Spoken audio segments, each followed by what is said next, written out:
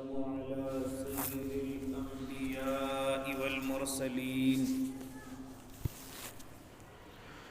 وعلى آله وأصحابه وأزواجه وذرياته أجمعين. أما بعد فأعوذ بالله من الشيطان الرجيم. بسم الله الرحمن الرحيم. يا أيها الذين آمنوا عليكم أنفسكم لا يضركم من ضل إذا اهتديتم إلى الله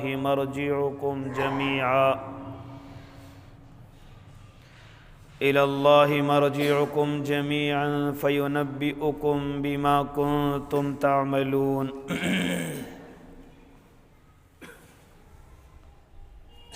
وقال تعالى: يا أيها الذين آمنوا اتقوا الله وذروا ما بقي من الربا إلى آخره. صدق الله العظيم وصدق رسوله النبي الكريم ونحن على ذلك من الشاهدين والشاكرين والحمد لله رب العالمين.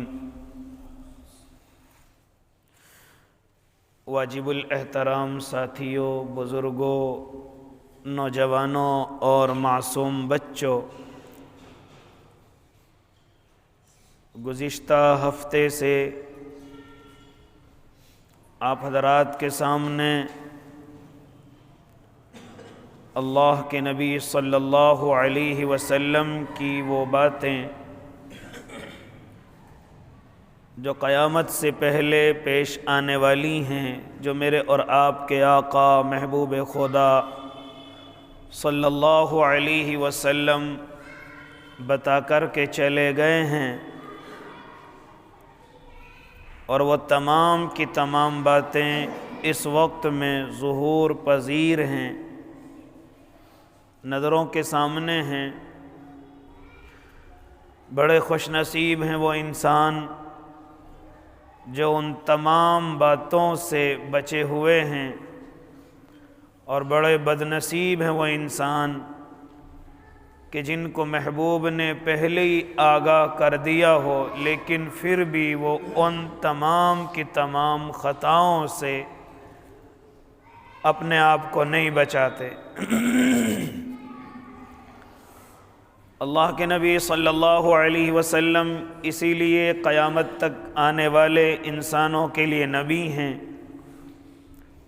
کہ آپ دنیا میں ہیں، جو اس وقت میں انسان موجود ہیں وہ بھی آپ کی باتوں پر چلیں گے، اور جو آنے والے ہیں قیامت سے پہلے وہ بھی محبوب خدا کی تقلید کریں گے، ان کے پیچھے اپنی زندگی گزاریں گے اور کامیاب کہلائیں گے.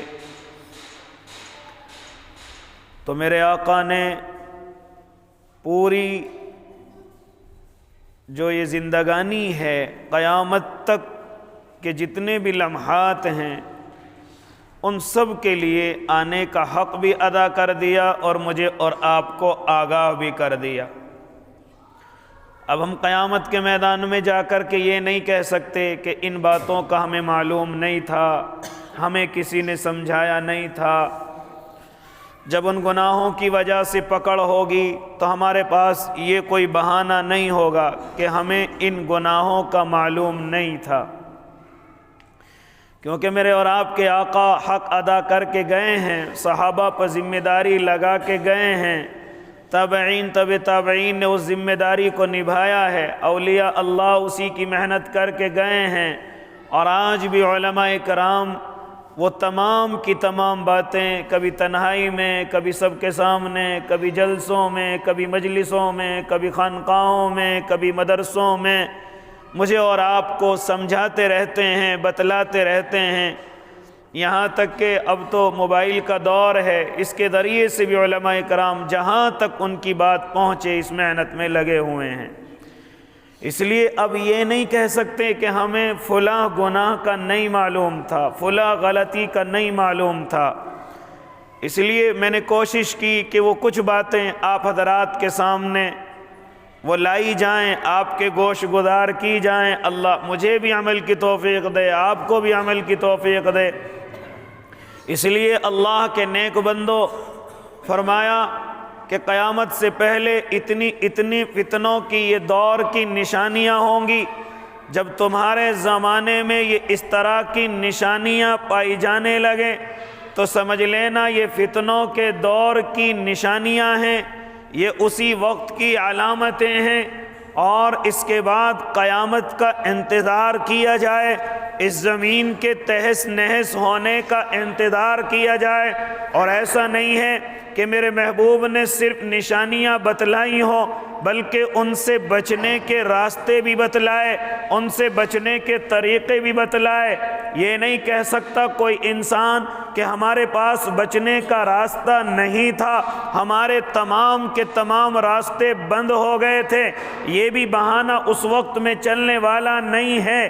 اس لیے او اللہ کے نیک بندو، کوشش یہ کی گئی کہ وہ فتنے کی تمام نشانیاں، تمام تو نہیں جتنی بھی ذہن کے اندر آ سکتی ہیں، وہ نشانیاں آپ حضرات کے گوشے گزار کی جائیں۔ حضرت اقدس حضرت مولانا یوسف لدھانوی رحمۃ اللہ علیہ اپنی کتاب کے اندر وہ 72 نشانیاں نقل فرما رہے ہیں۔ حضرت حذیفہ ان کے راوی ہیں کہ قیامت سے پہلے اور فتنوں کے دور کی یہ نشانیاں ہوں گی۔ خود محبوب خدا صلی اللہ علیہ وسلم ارشاد فرما کر کے گئے ہیں، سب سے پہلی اور سب سے اہم نشانی جو اللہ کے نبی نے ارشاد فرمائی تھی وہ یہ تھی کہ وہ لوگوں، میری امت کے لوگ نمازوں کو غارت کرنے لگیں گے، نمازوں کو برباد کرنے لگیں گے، نمازوں کو بالکل چھوڑ دیں گے۔ حالانکہ صحابی ان باتوں پر یقین نہیں کر رہا ہے، یہاں تک کہ جو بھی سنتا ہے اس کے دل کو اطمینان نہیں پہنچتا کہ ایمان والا نماز کیسے چھوڑ سکتا ہے، کیونکہ ان کے زمانے میں اگر کوئی فاسق و فاجر بھی ہوتا، اگر کوئی گناہگار بھی ہوتا، اگر کوئی غلطی کر کے زندگی گزارنے والا بھی ہوتا، یہاں تک کہ اگر کوئی منافق بھی ہوتا، میرے آقا اور صحابہ کے زمانے میں وہ بھی نماز نہیں چھوڑتا تھا۔ لیکن میرے آقا نے فرمایا کہ قیامت کی نشانیوں میں سے ایک بڑی اور ایک اہم نشانی یہ ہوگی کہ میری امت کے لوگ نمازوں کو غارت کرنے لگیں گے، نمازوں کو چھوڑنے لگیں گے۔ او اللہ کے نیک بندو، ذرا دیکھو آج میرے اور آپ کے دلوں میں نماز کی کیا اہمیت ہے؟ کوئی اہمیت نہیں۔ کاروبار کی اہمیت ہے، اپنے مہمان اپنے ضروری کاموں کی اہمیت ہے، نماز کی کوئی اہمیت نہیں۔ نماز تو میں اور آپ اس وقت پڑھتے ہیں جب کوئی پریشانی سر پر آ جائے، جب کوئی مصیبت بیماری کی شکل میں گھر میں مجھے اور آپ کو کسی پریشانی میں گھیر لیا جائے، چلو مسجدوں کے لیے۔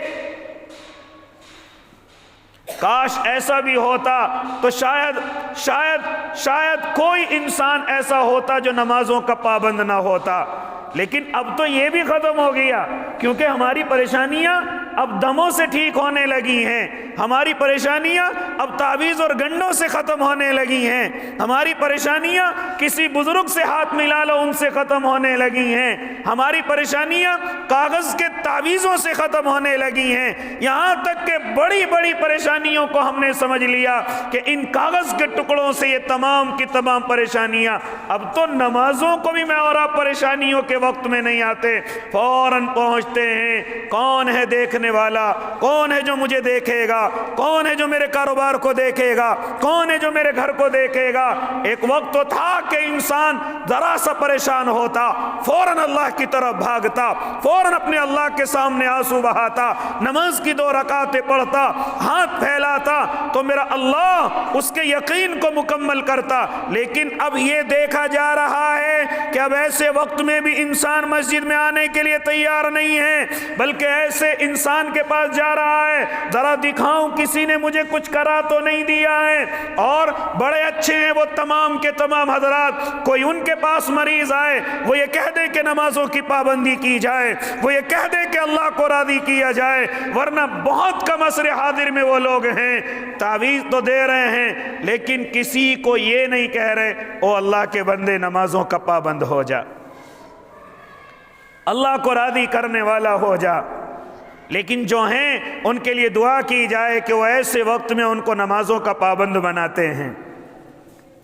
اس لیے او اللہ کے نیک بندو، اس وقت میں تو فاسق اور فاجر گناہوں میں ڈوبا ہوا، یہاں تک کہ بڑے بڑے گناہ کرنے والا، یہاں تک کہ اللہ کی نظروں میں بھی منافق اس وقت میں نماز نہیں چھوڑتا تھا، بلکہ بعض راوی تو نقل یہ کرتے ہیں کہ بعض منافق تو اگلی صفوں میں آ کر کے بیٹھتے ہیں، میرے آقا کی صحبت اختیار کرتے ہیں، میرے آقا کی مجلس میں بیٹھتے ہیں، یہاں تک کہ جب جہاد کا اعلان کیا جاتا تو آقا کے ساتھ جہاد بھی کرتے ہیں۔ بالکل بظاہر نظر نہیں آتا تھا کہ یہ منافق ہے، اس کی نمازوں کی وجہ سے، اس کی داڑھی کی بناوٹ کی وجہ سے، اس کے کرتے اور پائجامے اور عمامے کی وجہ سے، اور اللہ کے نبی کے ساتھ رہنے کی وجہ سے بالکل یہ نظر نہیں آتا تھا کہ یہ منافق ہے، اللہ کا دشمن ہے، اس کے دین کا دشمن ہے۔ او اللہ کے نیک بندو، لیکن حال یہ کہ وہ منافق ہوتا تھا، اور آج تو میں اور آپ اپنے آپ کے ایمان کے بڑی بڑی ڈینگیں مارتے ہیں، ہم سے بڑا ایمان والا کوئی نہیں، ہم سے زیادہ ایمان کی مضبوطی کسی کے پاس نہیں، ہم سے زیادہ پکا ایمان کسی کا نہیں، لیکن ذرا نمازوں کے حال دیکھیں، ذرا نمازوں کے حال دیکھیں، کوئی پرواہ نماز کی نہیں ہے۔ ورنہ نماز تو دور کی بات، اللہ کے نیک بندے کی اگر جماعت بھی نکل جائے تو پورے دن کی مایوسی اس کی ختم نہ ہو۔ اب میں ثواب کہاں سے لاؤں گا جو جماعت کا مجھے ملنے والا تھا؟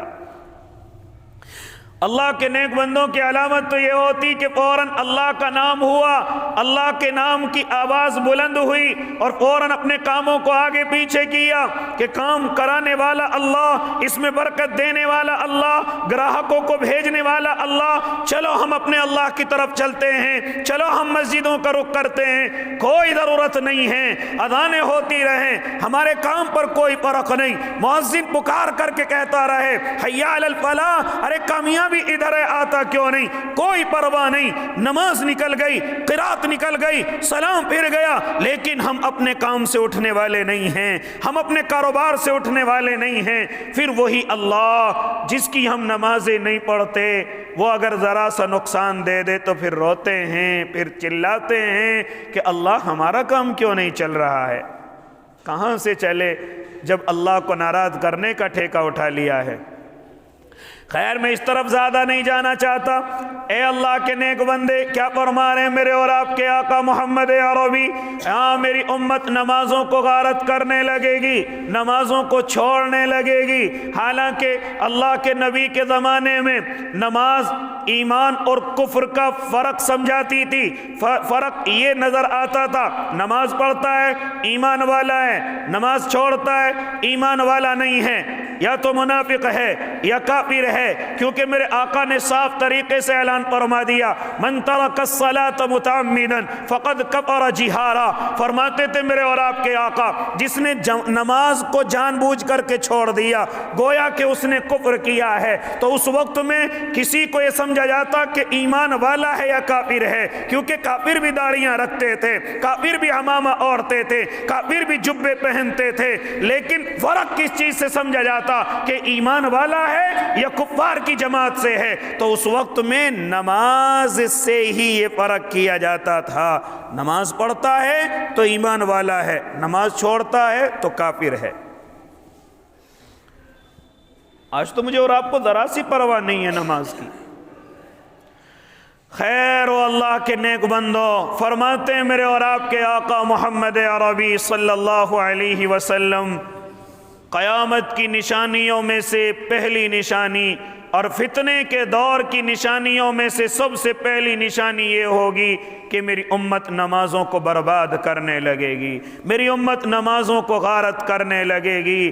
اور اسی کے ساتھ ساتھ آگے بڑھیے، فرماتے میرے اور آپ کے آقا، میں مختصراً آپ حضرات کے سامنے عرض کرتا چلوں، فرماتے میرے اور آپ کے آقا محمد عربی، میری امت کے اندر ایک اور بیماری پھیل جائے گی، وہ بیماری یہ ہوگی میری امت امانتوں میں خیانت کرنے لگے گی، میری امت امانت کے مال کو اپنا سمجھنے لگے گی، امانت کے مال کو ایسی برباد کرنے لگے گی، کسی نے کوئی امانت رکھنے کے لیے دی اس میں خیانت ہونے لگے گی، اپنے خرچوں میں استعمال کیا جانے لگے گا۔ آج امت محمدیہ ذرا دیکھ لیں ہاں کس طریقے سے امانتوں کے اندر خیانت ہے۔ ذرا دیکھو مسجدوں کے ذمہ داروں کو، معلوم کرو کیا خیانت نہیں کرتے؟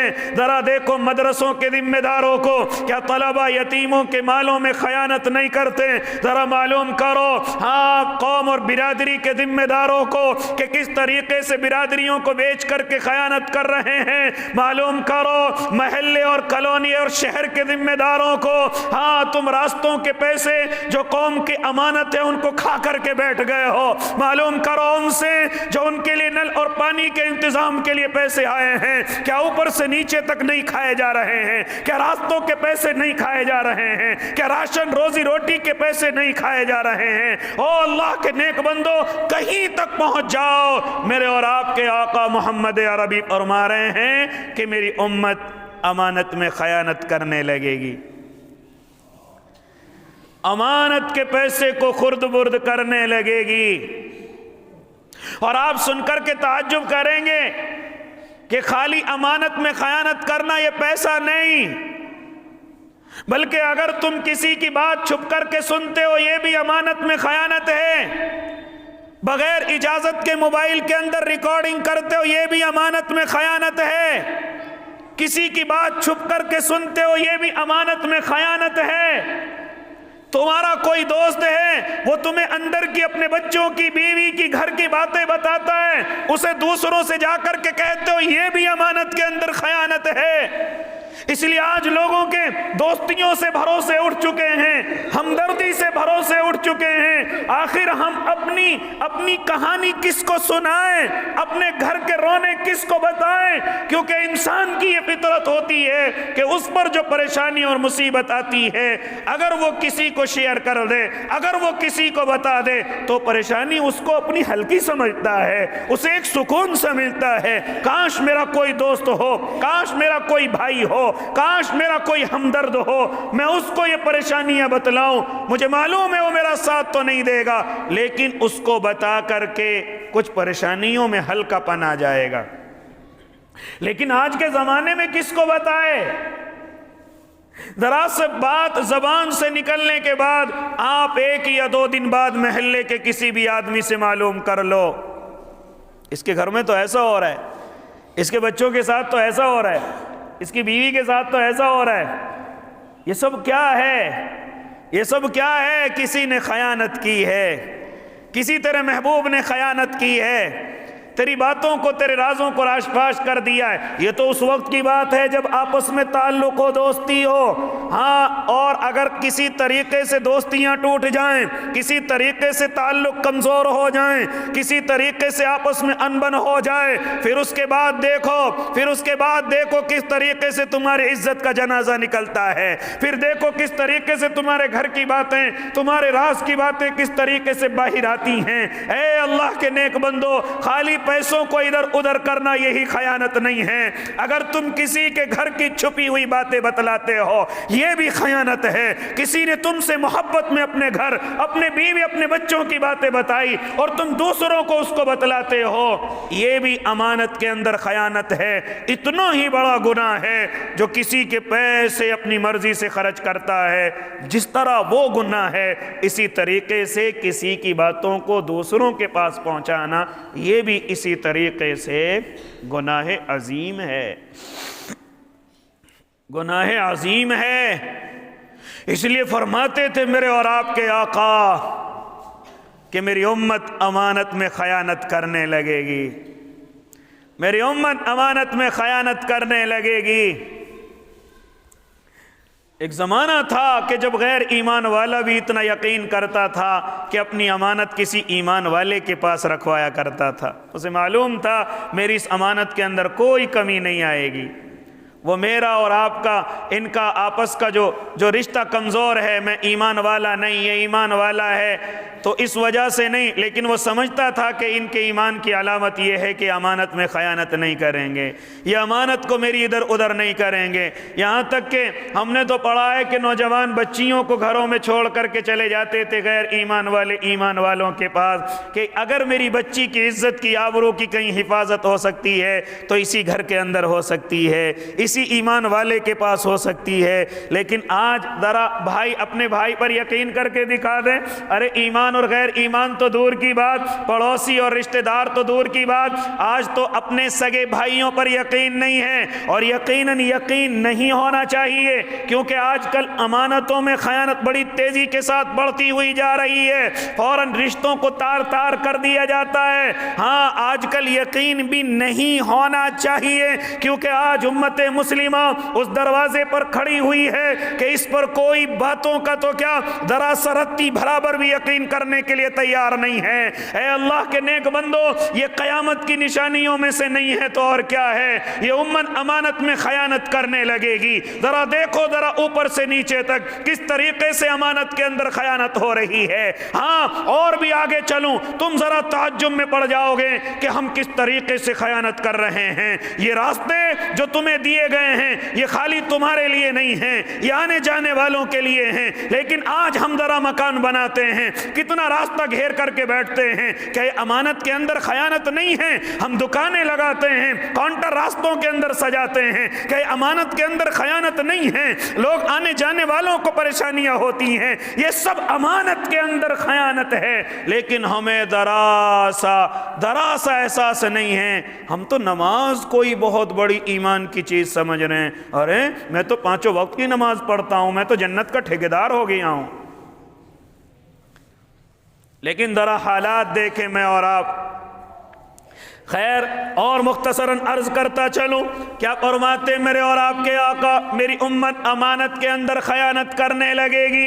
اسی کے ساتھ آگے بڑھیے اور ایک کڑوی گفتگو کرنے لگا۔ مجھے معلوم ہے یہ بات گفتگو میری ذرا سی کڑوی لگے گی، ذرا سی لوگوں کے دلوں کو چھو جائے گی، اور ہو سکتا ہے اس جمعے کے بعد پھر لوگ میرے خلاف تبصرے بھی کریں، لیکن مجھے کہنے دیجئے یہ میرے لفظ نہیں ہیں، یہ میرے اور آپ کے آقا محمد عربی کے لفظ ہیں، یہ میرے محبوب کے لفظ ہیں۔ فرماتے تھے کہ جہاں قیامت کی بڑی نشانیوں میں سے نشانیاں ہوں گی، لوگ نمازوں کو غارت کرنے لگیں گے، لوگ امانت کے اندر خیانت کرنے لگیں گے۔ ساتھ میں تیسرا جملہ ارشاد فرمایا میرے آقا نے کہ میری امت کے لوگ سود کھانے لگیں گے، میری امت کے لوگ سود کھانے لگیں گے، اور اس لفظ کو کئی مرتبہ ارشاد فرمایا کہ میری امت کے لوگ سود سے باز نہیں آئیں گے، سود کو کاروبار سمجھنے لگیں گے، سمجھانے والوں سے دشمنیاں کرنے لگیں گے۔ فرماتے میرے اور آپ کے آقا محمد عربی، اور میرے آقا کی بات بعد میں کریے، پہلے میرے اللہ کی سن لیجئے، پہلے میرے رب کی سن لیجئے۔ او اللہ کے نیک بندو، بڑی تیزی کے ساتھ جتنی سخت سزا میرے اللہ نے سود کی اپنے قرآن کریم کے اندر بیان فرمائی ہے، نہ میرے اللہ نے شراب کی فرمائی، نہ زنا کی فرمائی، نہ اسی طرح اور گناہوں کی فرمائی، لیکن جب بات سود کی آئی تو میرے اللہ نے ارشاد فرمایا یا ایھا الذین آمنوا اتقوا اللہ وذروا ما بقی من الربا۔ اے ایمان والو، چھوڑ دو اس سود کو جو تمہیں انٹرسٹ کے طور پر لینا ہے۔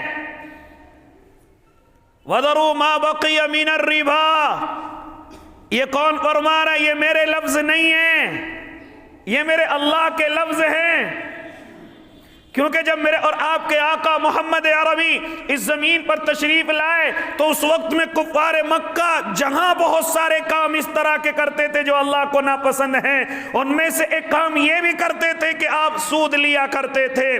خاص طور سے حضرت عباس رضی اللہ تعالیٰ عنہ جو آپ کے چچائے محترم ہیں، حجۃ الوداع کا موقع ہے جہاں میرے آقا نے بڑی ساری چیزیں سمجھائی، اس میں سے حجۃ الوداع کے موقع پر میرے آقا نے اعلان فرمایا تھا خبردار خبردار اگر کوئی سود کے قریب بھی گیا، ہاں جو سود تمہارا اصل ہے وہ تو لے لو، لیکن جو انٹرسٹ ہے وہ لوگوں پر معاف کر دو، اس کو چھوڑ دو، جو جہالت والا سود ہے اس کو چھوڑ دیجئے۔ میرے اور آپ کے آقا نے اعلان فرمایا تھا، اور پھر ساتھ ساتھ میں کہا تھا کہ آج میں اعلان کرتا ہوں کہ میرے چچا کے پیسے جس کے پاس ہیں صرف یہ ہے کہ جو اصل ہیں وہ دے دیے جائیں، جو بیاض ہے وہ حضرت عباس کی طرف سے معاف ہے۔ اور حضرت عباس نے بھی اعلان فرمایا تھا کہ اللہ کے نبی اگر آپ اجازت دیں اور اگر یہ اتنا بڑا گناہ ہے، اگر یہ اتنی بڑی غلطی ہے، اللہ کے نبی میں سارا پیسہ معاف کرتا ہوں، جو اصل ہے وہ بھی معاف کرتا ہوں، جو اس پر بڑھوتری ہو کر کے آیا وہ بھی معاف کرتا ہوں۔ لیکن میرے آقا نے فرمایا نہ میرے چچا،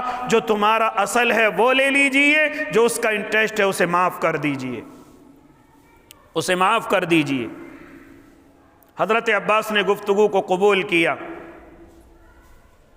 کیا فرما رہا ہے میرا اللہ؟ کتنی سخت سزا بیان فرما رہا ہے۔ یا ایھا الذین آمنوا اتقوا اللہ وذروا ما بقی من الربا ان کنتم مؤمنین، اور ساتھ میں کہہ رہا ہے اگر تم مومن ہو تو اسے چھوڑ دو، اگر تم ایمان والے ہو تو اسے چھوڑ دو۔ کہنے کا مقصد یہ ہے کہ اگر نہیں چھوڑو گے تو اپنے آپ کو ایمان والا کہنا بند کر دو، اپنے آپ کو اللہ سے تعلق رکھنے والا بند کر دو، اپنے آپ کو نبی کا عاشق کہنا بند کر دو، کیونکہ میرا اللہ صاف طریقے سے ارشاد فرما رہا ہے اگر تم اس ایمان کی دولت کو اپنے پاس رکھنا چاہتے ہو، اگر تم اپنے آپ کو مومن کہتے ہو، تو پھر ہماری ایک یہ تمہیں حکم تمہیں تسلیم کرنا پڑے گا، اس سود کو چھوڑ دو۔ اگر نہیں چھوڑو گے تو یاد رکھنا تمہیں ایمان والوں میں شامل نہیں کیا جائے گا، مومن ہوں گے تو چھوڑنا پڑے گا۔ ان کنتم مؤمنین، اگر تم مومن ہو تو چھوڑنا پڑے گا، اور اگر نہیں چھوڑو گے فَإِن لَمْ تَفْعَلُوا فَأَذَنُوا بِحَرْبٍ مِّنَ اللَّهِ، اگر نہیں چھوڑو گے تو پھر اللہ سے جنگ کے لیے تیار ہو جاؤ۔ خالی ایمان کا مسئلہ نہیں، خالی یہ نہیں کہ تم اپنے آپ کو ایمان والا کہنا چھوڑ دو، اگر نہیں چھوڑو گے تو فَأَذَنُوا بِحَرْبٍ مِّنَ اللَّهِ، آؤ اللہ سے جنگ کے میدان میں آ جاؤ، اللہ سے مقابلہ کرو، اللہ سے جنگ کرو، اللہ سے لڑائی کرو۔ ہے کسی کے اندر طاقت جو اللہ سے مقابلہ کرے؟ ہے کسی کے اندر طاقت؟ کسی گناہ پر میرے اللہ نے یہ نہیں کہا کہ مجھ سے آ کر کے لڑو اگر نہیں چھوڑو گے، میرے محبوب سے آ کر کے لڑو اگر نہیں چھوڑو گے، کسی بھی گناہ پر نہیں کہا۔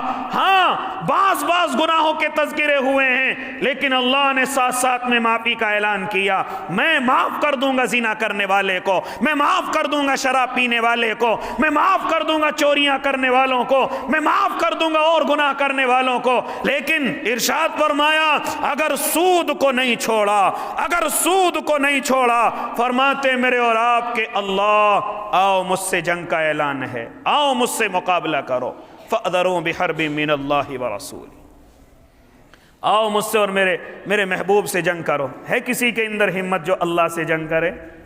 لیکن سود والوں کے اندر ہے ہمت اللہ سے جنگ کی، تبھی تو نہیں چھوڑتے، اس کو کاروبار بنا دیا۔ اللہ کے نبی کے زمانے میں بھی بہت سارے لوگوں نے اس پر اعتراض کیا تھا، یہ تو کاروبار ہے، اپنا پیسہ دے کر کے پیسے کما رہے ہیں، یہ تو کاروبار ہے۔ کیا فرمایا تو میرے اللہ نے یمحق اللہ الربا ویربی الصدقات، سود کبھی بھی تمہارے پیسوں کو نہیں بڑھائے گا، ہاں صدقہ تمہارے پیسوں کو ضرور بڑھا دے گا، یہ ہماری گارنٹی ہے۔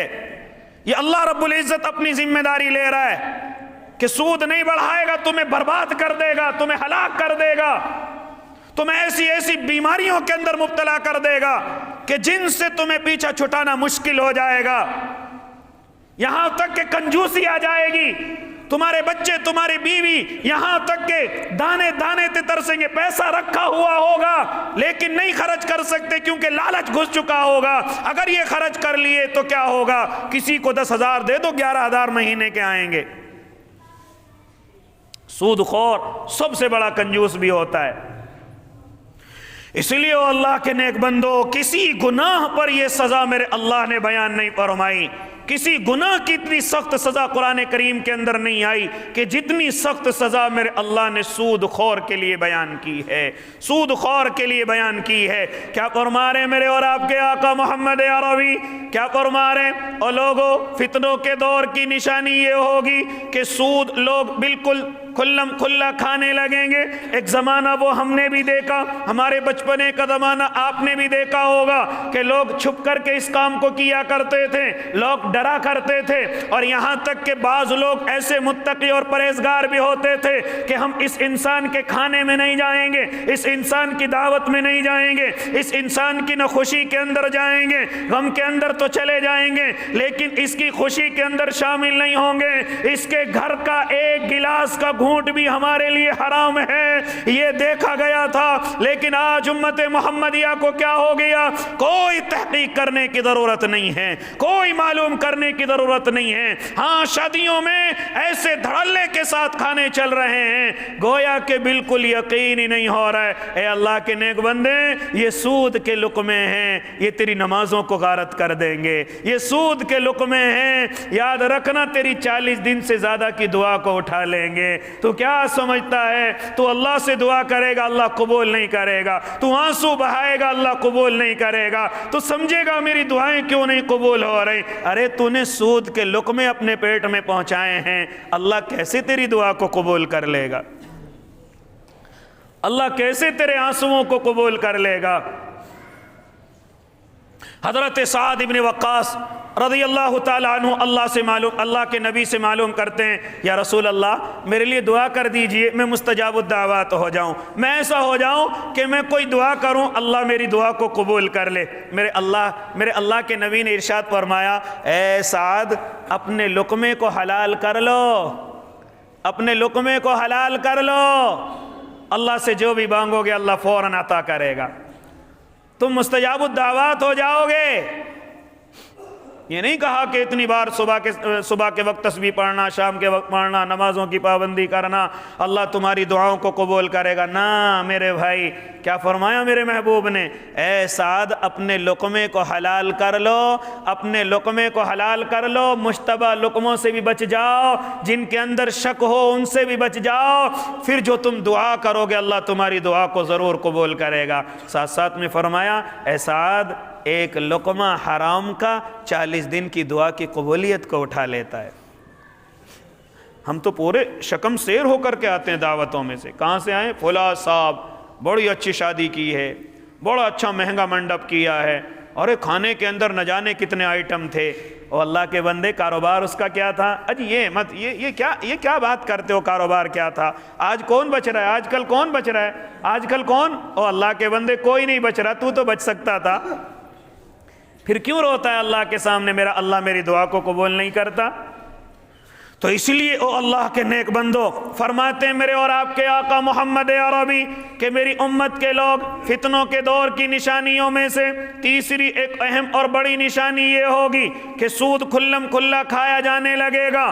ہاں، سود ایک کاروبار بن جائے گا۔ ایک زمانہ وہ تھا کہ سود کا کام چھپ کر کے ہوتا ہے، لیکن آج یہ کاروبار بڑی تیزی کے ساتھ پھلتا اور پھولتا جا رہا ہے، ہمارے محلوں کے اندر بڑی تیزی کے ساتھ، اور ہمیں بالکل ذرا سی پرواہ نہیں ہے، ذرا سی ہمیں بالکل پرواہ نہیں ہے، اور ہم بڑی تیزی کے ساتھ ایسے لوگوں کے پاس بیٹھتے ہیں اور ادھار قرض مانگ رہے ہیں۔ اے اللہ کے نیک بندو مسلمانوں، تمہیں کیا ہو گیا ہے؟ میرے آقا نے فتنے کے دور کی نشانی بتلائی